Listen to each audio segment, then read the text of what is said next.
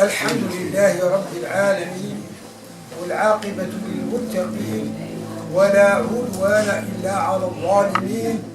وأشهد أن لا إله إلا الله وحده لا شريك له رب العالمين. وأشهد أن سيدنا ونبينا وحبيبنا محمدا صلى الله وسلم عليه وعلى آله وأصحابه أجمعين. أولا وقبل كل شيء، احنا مجموعين في هذه الليلة السابعة من ليالي هذه الفاقدة التي فقدت هذه الدنيا وانتقلت من هذه الدار الفانية إلى الدار الباقية. في القرآن الكريم يقول: وللآخرة خير من الأولى، وللآخرة خير من الأولى. راحت للآخرة، والآخرة خير من الدنيا. إن شاء الله يعني نتمناه هذا الانتقال نتاعها اللي انتقلته من هذه الدار الفانية إلى الدار الباقية، ربي يبشرها إن شاء الله بالسعادة. آمين. آمين. اللهم يا رب اغفر لنا ولها، آمين، وارحمنا وارحمها، آمين، برحمتك يا أرحم الراحمين، آمين. اللهم يا رب اجعلها في أعلى عليين، آمين، مع النبيين والصديقين والشهداء والصالحين، آمين، وحسن أولئك رفيقا، آمين.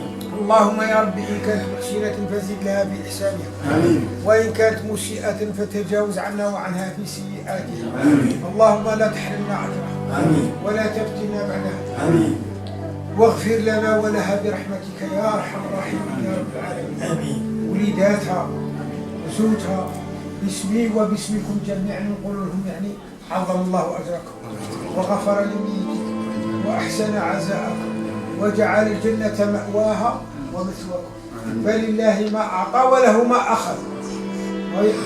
وحينئذ يعني يجب علينا وعليكم وعلى الجميع أن نقول ما يقوله الصابرون: إنا لله وإنا إليه راجعون.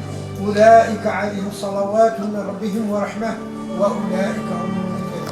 هذا الوليدات الله يرزقهم الصبر، آمين، الله يبدل محبتهم بالصبر، آمين، الله يعذرهم ويثوبهم في هذه المصيبة، مصيبة الموت، آمين. الله يجعل الله تبارك وتعالى يعوضهم هذا الحزن، آمين، والأسى اللي ينزل بهم، يعوض لهم ربي إن شاء الله بالخير والبركة، آمين، يعوض لهم ربي إن شاء الله يعني بالفرح والسرور، آمين، يعوض لهم رب العالمين إن شاء الله بالأجر والثواب إن شاء الله، آمين. زوجها الله يحفظه، آمين، والله يستره، آمين، والله يشافيه، آمين، والله يعافيه، آمين، والله يعطيه صحة وقدر عمره، آمين، والله يجعل إن شاء الله رب العالمين إن شاء الله يعني هذه المصيبة اللي نزلت به هم لا رب العالمين يعوضها له، يعوضها له إن شاء الله يعني بالصحة، يعوضها له بالسلامة والعافية، آمين، ويشكله في الوليدات والبنيات، آمين، الوليدات والبنيات كاع الله يحفظهم، آمين، الله يسترهم، آمين. عمي الحاج وعلام الله يرحمه، آمين، الله يوسع عليه، آمين، الله يجعله من المرحومين، الله يزيده في الدرجات، آمين، الله يقوي إن شاء الله يعني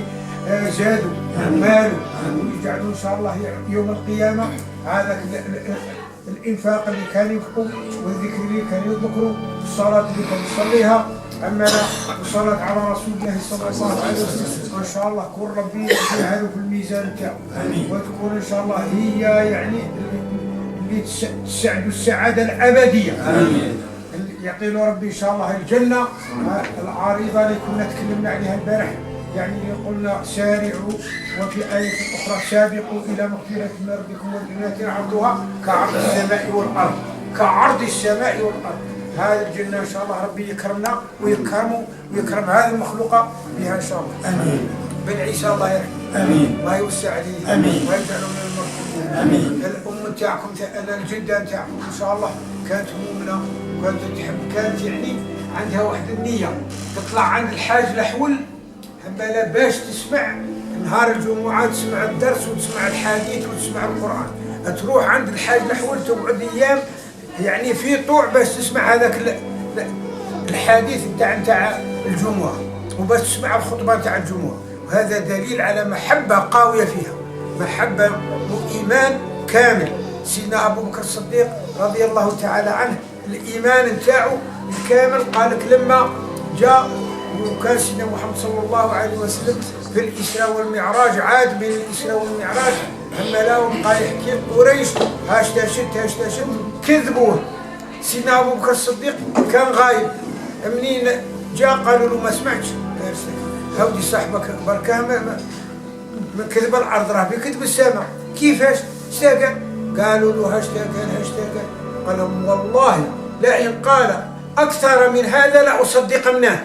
هذا سمي الصديق بهذا الايمان.